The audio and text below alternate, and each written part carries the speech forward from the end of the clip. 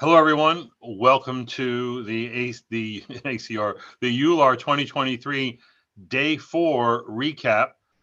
As you know, we get together at the end of the day and talk about all the things that we thought were exciting, mind-blowing, head-scratching.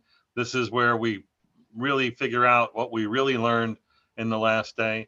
I'm joined by two great friends. We're going to introduce ourselves. I'm Jack Cush, Dallas, Texas. David Liew, Melbourne, Australia. And Bella Mehta from New York, US. Okay. So the protocol's simple. We're just going to go around the horn, give you our favorites. That we're going to do a synopsis and then a little discussion about what it all means. But Bella, why don't we start with you? Sorry, you said Bella? Yeah, go ahead. Okay, so I guess one of the things that I was very happy and excited about was the new SGI and Stills disease, pediatric and adult recommendations that came out of EULAR today. One of the big ones was that they said that both of them, SGI and Stills, are now the same disease spectrum. We've been talking about it in the Stills community for a while, but now they say that the name that is acceptable is just Stills disease.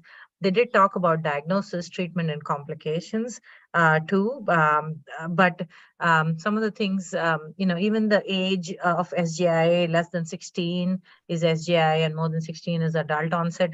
It was sort of arbitrary, and they got that out. They did note that age does somewhat matter. So, less than 18 months, patients do present with severe manifestations, including MAS. They do say that MAS should be detected promptly, treated early. But one other big change was that, most of the criteria for Stills do talk about arthritis. But and while arthritis is there in most of the patients, it's not necessary to make the diagnosis, and they were trying to emphasize that patients can present in many other ways. They did sort of talk about the research agenda going forward. So, there's so many criteria, some for children, some for adults. Yamaguchi is something that crosses over between kids and adults, but we do need some more sort of succinct standard criteria. The other thing was IL-18 levels. IL-18 levels, there's a lot of talk about them. There's new drugs in the pipeline for them. They do say that if you have it, you should try and get them tested, but I know it's not available everywhere. Even the S100 protein is not available everywhere, but they did put them down on the criteria. As IL-18, I sometimes get to send them and can get the patients on, but S100, I don't think I've used it in clinical practice. Maybe some of you have. Again, I think treat to target was something that they emphasized, trying to minimize glucocorticoid use. The two other things that they do say in terms of treatment was IL-1 and IL-6 agents. We all know they do work. They put it in the guidelines. They say they need to be prioritized. And they did talk about evidence of the window of opportunity. So between the first 3 to 6 months, you should try and get the patients in a clinically inactive disease, and by 6 months in remission if possible. And again, remission is defined of a clinically inactive disease for at least 3 months. And one of the things I think we all need to know a little bit more about is lung disease in SGI. Maybe SGI has some more evidence than adult Stills disease. We really don't know what's happening there. But they did say that even though there was a study on the DRB 115, probably implying that there's some medications that can do this, they say that at this point, even if patients have SGI lung disease, do not withdraw IL-1 or IL-6 drugs. Again, anakinra, cyclosporin, interferon gamma should be the therapies for MAS on top of the Stills disease therapies. I think this was the major summary from the guidelines. I'm just excited that finally they're bringing together. They have a research agenda and bringing the one name Stills disease so that we can all work together for this disease. So David, we're going to geek you out because Bella and I could talk about Stills disease forever. We're really into it. I'll say three things about this. One, as Bella said, priority is starting an IL-1 and IL-6 inhibitor. They should be used first line. Yeah, you can use a non-steroidal and a steroid, but really it's an IL-1 and IL-6 inhibitor. They have to be used first line. And this is in agreement with the 2022 just published ACR guidelines on treating systemic JIA. The second thing is they say which I really like this, and it's novel, they can facilitate the diagnosis by looking for three things. I always say you can't really talk about Stills unless you have the triad of high fever, the Stills rash, and polyarthritis. And Bella's right that the arthritis may take a while in some patients. So what they did was say you facilitate the diagnosis by having high fever greater than 39 centigrade, the Stills rash, and an inflammatory lab, high inflammation as exemplified by labs. I really, really like that. The thing I didn't like about the guidelines, and I'll allow it because I think that they really were great, as Bella said, is it reflected the research agenda of the people at the table. So, honestly, putting IL-18 and S100 proteins in the guidelines is kind of nonsense, as is an overabundance of discussion about the lung disease, which is an incredibly rare manifestation of a rare disease. And yes, if you're in that world, if you're a pediatric rheumatologist, you see a lot of patients, or you're an adult who sees a lot of patients, you're going to see occasional ones, but the average doc is not going to see this. You should think about lung disease because it is a new kind of hot topic. But I think, again, using the guidelines is not really a platform for one's research interest. So I think that's a failing of this. David, did you get to look at any of this? Well, I mean, I think the thing that struck me was, like you say, it's a very, very rare disease. And yet we can't be affording to chop very, very rare diseases into two on the basis of an arbitrary line. And it was really pleasing to see that right up front. The other thing I noticed that there was no Cush criteria mentioned in the criteria review. Disappointing, but I think we're obliged from room now to mention that just to make that point. Maybe they're listening. Maybe they're listening. Maybe. No, All right. I think those. I mean, I do use IL-18 levels now, and I think they do help. There's a few labs which do it. Again, we are specialized, so not all centers have it. But I think the lung disease, maybe we are not detecting it because we're not looking for it. They actually decrease the thresholds for CT scans. I mean, I haven't seen too many adults with it, but maybe I'm not screening enough, or some people are coughing here and there and they're not telling me. So I don't know. View is, I'm sorry. My view is I have seen it. I've seen it in 3 patients, but I've seen a ton of patients. And my experience is that it's mainly pulmonary artery hypertension related to IL-1 use, IL-1 inhibitor use. So I would stop the IL-1 inhibitor, especially if they develop pulmonary artery hypertension. I think there's an association there, but it's rare, it's unexplained. And as they say, the lung disease has many different faces. It can be pulmonary, alveolar proteinosis. It can be some ILDs. I mean, it's not really one single clear-cut lung diagnosis that's being seen. But I think you're right, Belle. I think we should be looking for it. Okay, David, what's your favorite from today? I think you can't go past possibly the star of the late-breaking abstracts. Certainly one of the ones which set off the most chatter in the audience, which is LB0001, which is basically a head-to-head between tofacitinib and then the compound, which will hopefully soon be formally known as TLL018, which is, what is that?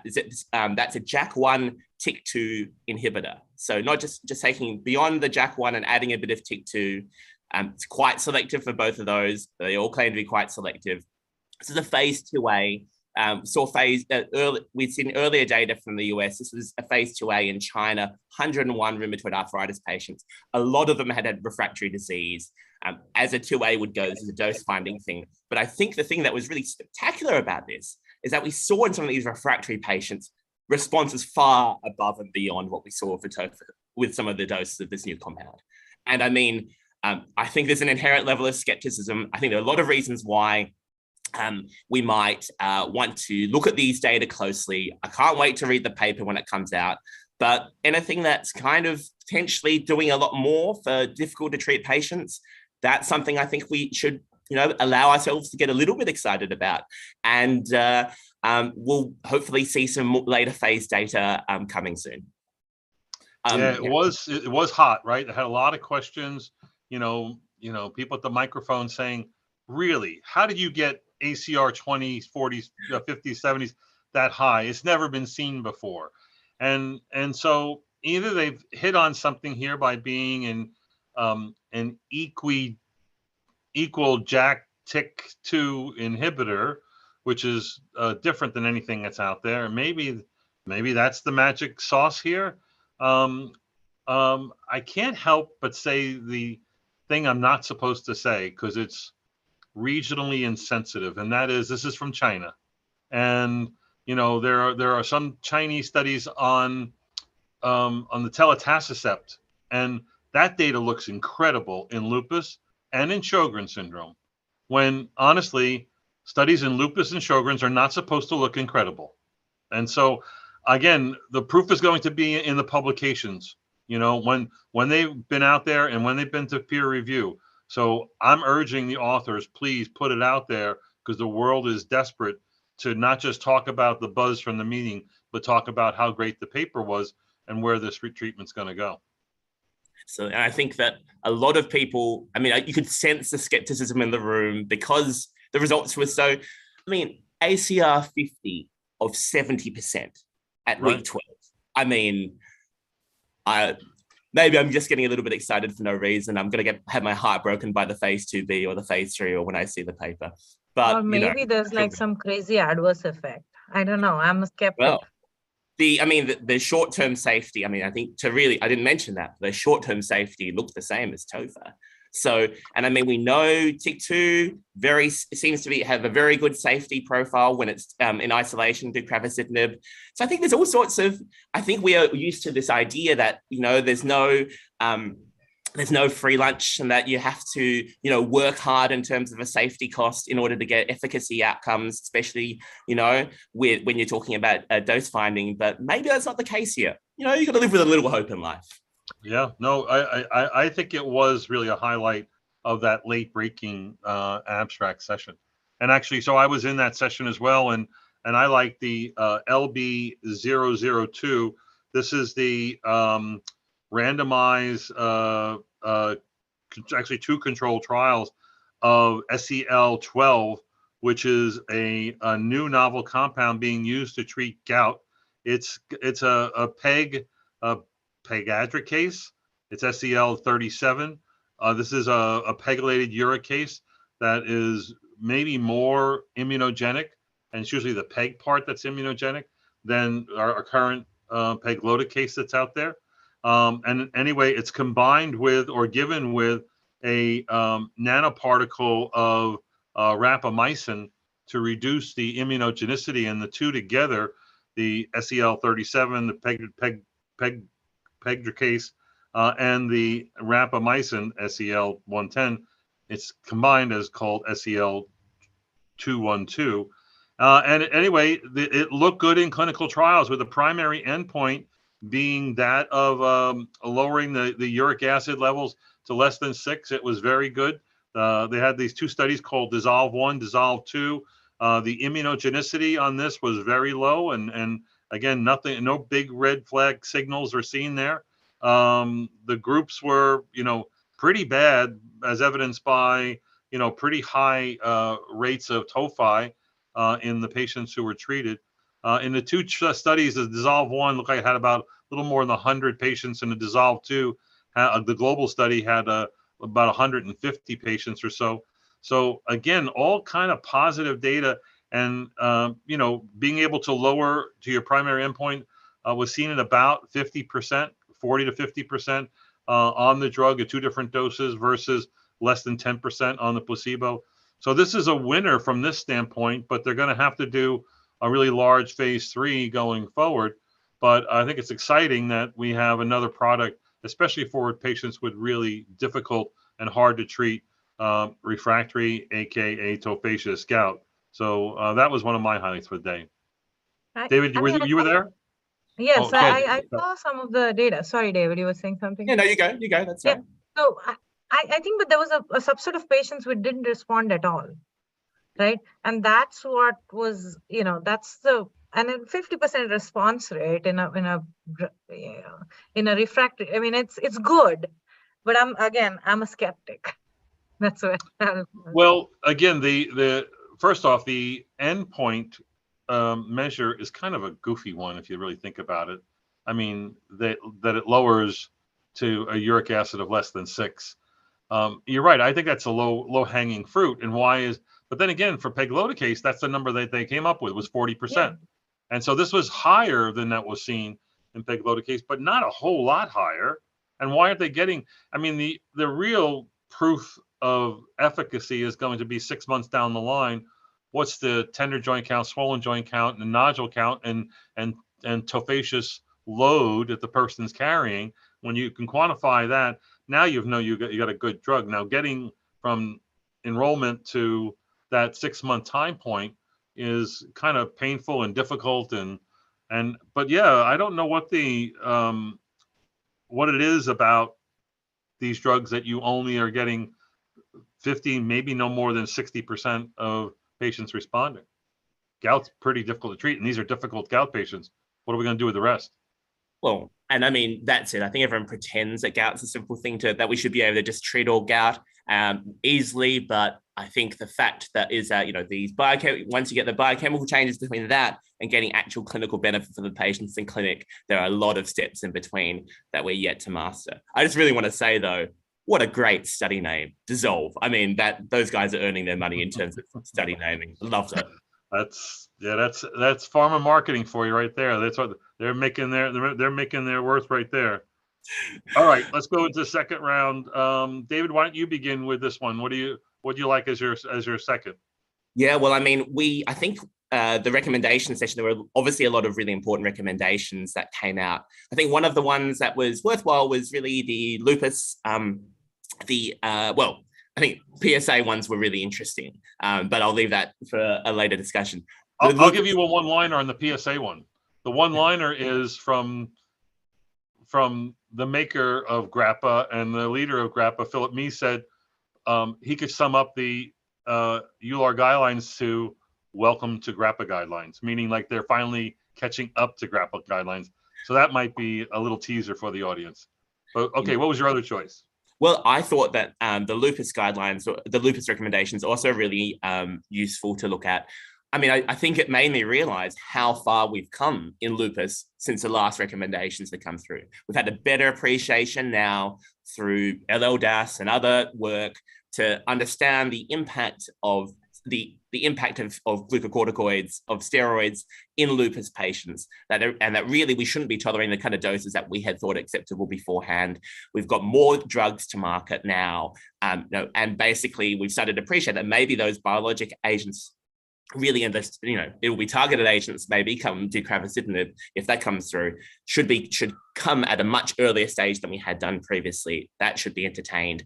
And I think that combo therapies, when we're talking about CNIs, voclosporin, things like this, that basically we need to be, and belimumab, that we should be thinking about these. We've seen combo studies that we hadn't seen in the last recommendations, and now they have got to work their way into the recommendations as well. So really, the fact that the recommendations talk about lower doses of glucocorticoids being tolerable. So we're talking now, instead of before from 7.5, now we're talking 5.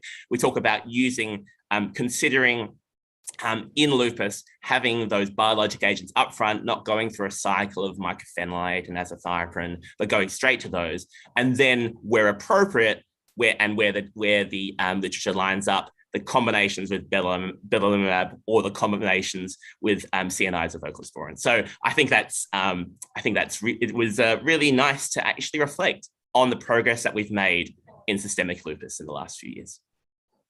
Bella, what do you think of them? I mean, again, they couldn't say which one to use when, right? Like they didn't have a chart. I think eventually in the next guidelines there will be, but I think things that we know should have been in the guidelines, they're finally coming in. Like there's enough data out there about belimumab and how it's using. I mean, we've all been using it for extrarenal manifestations. They just put that in. And things like that. Yeah, I think it was important to talk about glucocorticoids. And the one thing that I took away saying that nephrologists on the committee were basically saying you don't even need steroids to, a glucocorticoid-free remission if you can. So they are like, go up front on the biologics, push hard so that you may not need steroids at all. So I want to ask the two of you a question about these guidelines.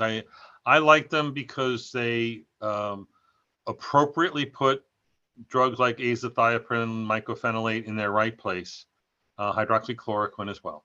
They aggressively integrated the new biologics and new therapies so that they're in many of these statements and prominently displayed. And that seems to be refreshing and fair and whatnot.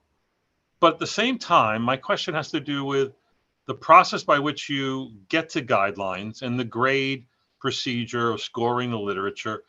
The only people who really belong in guidelines are pharma-sponsored clinical trials that will meet grade definitions. Well done clinical trials, appropriately powered, that give you a strong, A-type recommendation. So are the more expensive, newer therapies overrepresented or unfairly represented in this in these guidelines? And it's not just the EULAR guidelines that do this. Obviously, ACR is guilty of this, or anybody that does newer guidelines. But how do you weigh the fact that there is a bias towards those who actually do the work and pay for, the heavy lifting to get these drugs approved? I mean, I think usually I would almost be a little skeptical about that kind of aggressive incorporation. But then it made me reflect. I mean, we've had belimumab in the New England Journal, we had voclosporin in the Lancet, we had anifrolumab in the New England Journal. A disease that, like lupus, which doesn't usually see, and there's obviously plenty more to come. A disease that, like lupus, that doesn't necessarily always see this kind of limelight, has actually had a really good couple of years. So I think it's nevertheless incumbent on it behooves these committees to really try and find the right equipoise to make sure that we don't neglect the important stuff. And so, I mean, steroids was in there as well. And I think that's, important to not take our focus off that kind of stuff, which isn't in the pharma trials, that isn't and they will never have the same kind of level of evidence that other new drugs might have, but at the same time is critical to our everyday practice, really critical of everyday practice for lupus patients. And this committee did a good job of, for instance, even leaning against negative evidence by putting rituximab in for the treatment, for instance, of AIHA or ITP, where we know it works. And it's just that you're never going to see great clinical trials in that particular area, even though it didn't do well in a lupus trial. And that's another argument that we're not going to get into. Bella, again, do you have any comment? I think, when we're talking about guidelines, we're talking about guideline updates. So when we talk about updates, we're talking about the new drugs much more. But they do talk hydroxychloroquine is what you do for like skin manifestation. They do talk about it. But when we're talking about the updates, I think the newer drugs get more highlighted. And honestly, in clinical practice, or even at least in the US, like you're not going to get these drugs up front. Like it'll take a while for the insurance companies to catch up. And who knows, like we're still going to do some of those things, just that we have options for patients who need it. I think that's what the guidelines tell me. Like these guidelines don't make me change suddenly my clinical practice or the insurances don't let me change it in any case. All right. So Bella, I'm going to give you the hardest task of the day and give us a report on the newest drug that you can't pronounce. So it's called dazodalibep. Oh, I got it right.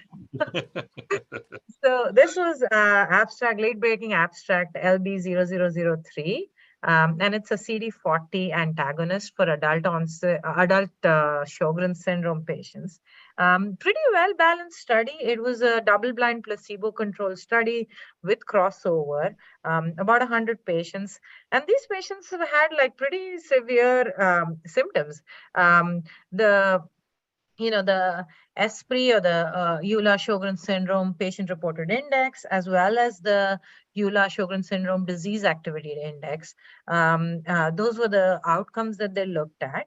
Again, randomized 1-to-1. I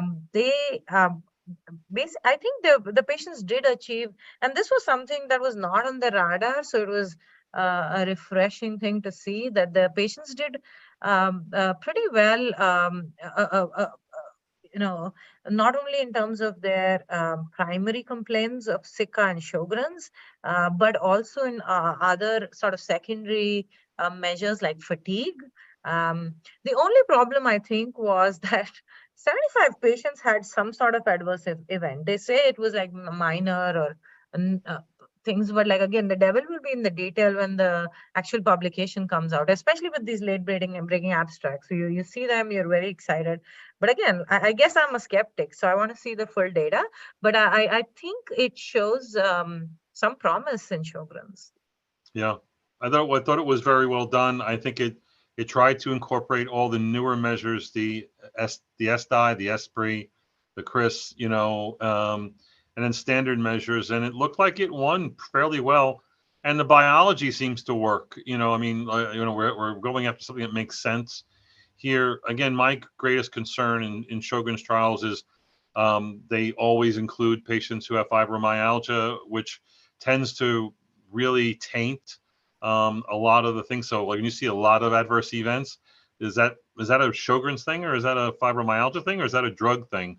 And I don't think you can know until you remove fibromyalgia from the equation. And there are a lot of patients with very bad Sjogren's who don't have fibromyalgia, but that tends to taint some of the data. But I think this is encouraging, and so I expect it to go forward.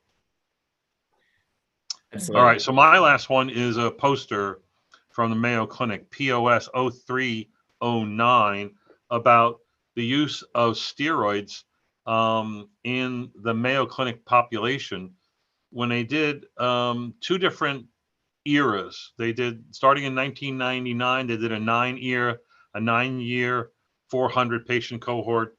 And then in 2009, they did another 9-year, roughly 400 patient cohort. And they looked at steroid use. And what they found was, I think they were specifically trying to do a later one. So that would have been 2009 to 2018 or so.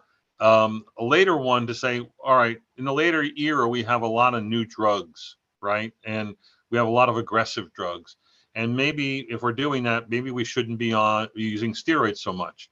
And unfortunately, what they showed was that in starting on, after a new diagnosis of RA, like 68% in the first era started steroids, but in the second era, it was like 72%.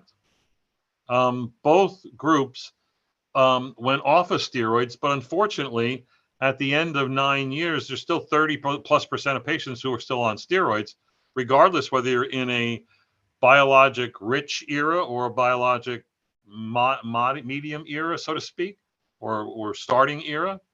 But maybe more worrisome was the elderly. The elderly were actually more likely to be started on steroids, and they were also less likely to be stopped. So they really stood out. And of course, the elderly, I mean, they're the worst people to give steroids to. The elderly were less likely to get DMARD therapy, and they were more likely to have comorbidities, but yet we're still relying on steroids. Their point was, and then gender and race did not matter here.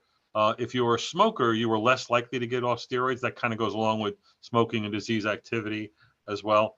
But they said that this real world evidence sort of is at odds with existing guidelines. And the guidelines, whether it's EULAR permissive or ACR draconian, they all say the same thing. You can use them if you must, but please get off of them.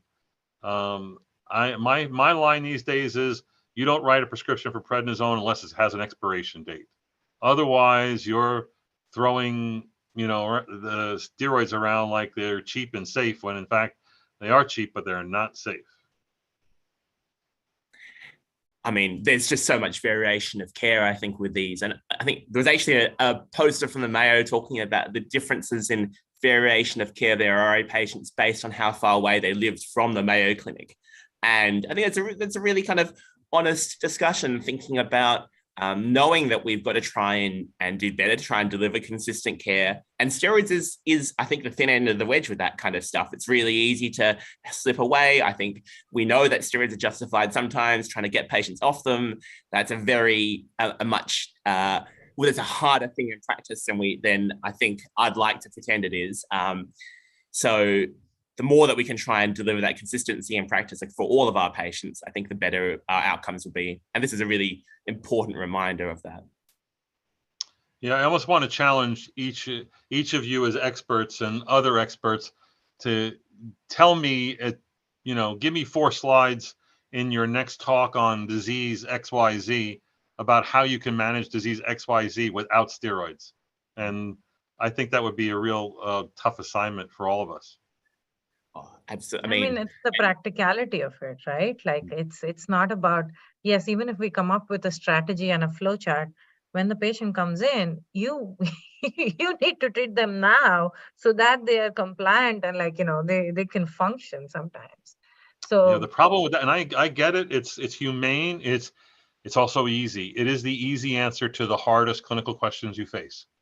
And therein lies a real slippery slope, a real conundrum, and in which the patients lose. I mean, our lives are certainly made easier by that. I don't know. I'm struggling with this myself, and maybe I'll come up with a solution, but give me about 10 years. I want to end with a challenge to you both. Can you think of, because the meeting's over, can you think of a trend or something that you saw that you either liked or didn't like? I'll give you mine, and then maybe you'll think of yours.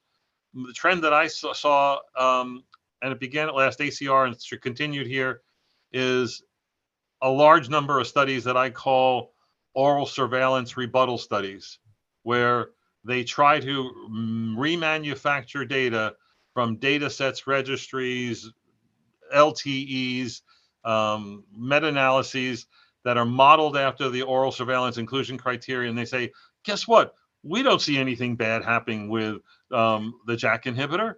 And of course, those studies cannot, by their admission, by their design, match the validity of the well-done randomized controlled trial. So I'm just sort of wondering, why am I seeing so many of them? There were a lot of them here dealing with the cardiovascular outcomes and also the cancer outcomes. So that's something I saw at this meeting. Bella, can you think of anything else that you saw as a trend? I think I mean, again, it's my bias, but I'm seeing a lot more sort of artificial intelligence, machine learning, all getting incorporated.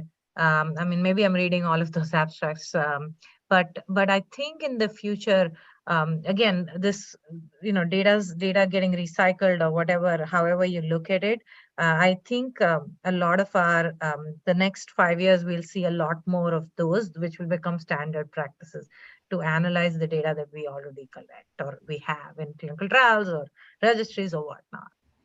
Yeah, you're going to need to have a new degree. It's going to say Bella Mehta, MD, Chat GPT-4, something like that, going forward. I've been obsessed with it. I actually I sent a publication, which I think is pretty good. It's in review, but Chat GPT is changing how we're doing things. Right. And many others. So that's right. David, take us home.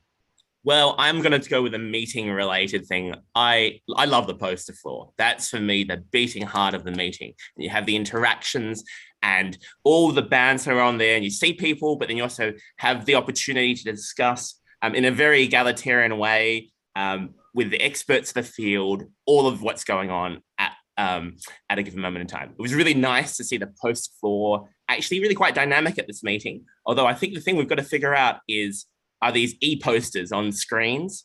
I mean, they bug me to no end. And I mean, I can see the value. I can see that there's some theoretical value with them. I don't know what to do with them though. And then I guess the poster tours, which were done in a room, I guess one of the benefits of e-posters, you can just beam it up on a screen, but they were done like a silent disco. And so you couldn't really have the interaction between the members of the actual poster tour. I feel like the best bit of the poster tour is the tete-a-tete between all the different members. So one day they'll figure out how to do this all. But I'm just happy that we've got a poster floor back in real life, and I'm looking forward to seeing that at ACR as well, because that's my favorite part of the meeting. Well, the EULAR gets credits for being very green and very environmentally. There were no poster boards, there were no papers, it was those screens. And ACR is going to go back to the poster boards and the big paper rollouts and all that. So you'll get it back at ACR. David, I think EULAR was doing an experiment, looking at how men and women handle those video screens, looking for their posters. And they're going to be able to show that men are handicapped by not having a remote control. That's what I'm thinking. So. Yeah, I just kept on tapping the side of the screen and it did nothing. What are you going to do? Case in point. Yeah. All right, you guys did a fabulous job in covering the meeting. The audience, I know, appreciates your hard work. Get some rest. Get back home. We'll be back on the air next week in Room Now. We're going to do our last day's report and publishing instead of on Saturday. We're going to do it on Monday. So watch for that. Again, thanks a bunch. Thank See you in San Diego. you. Yes. Looking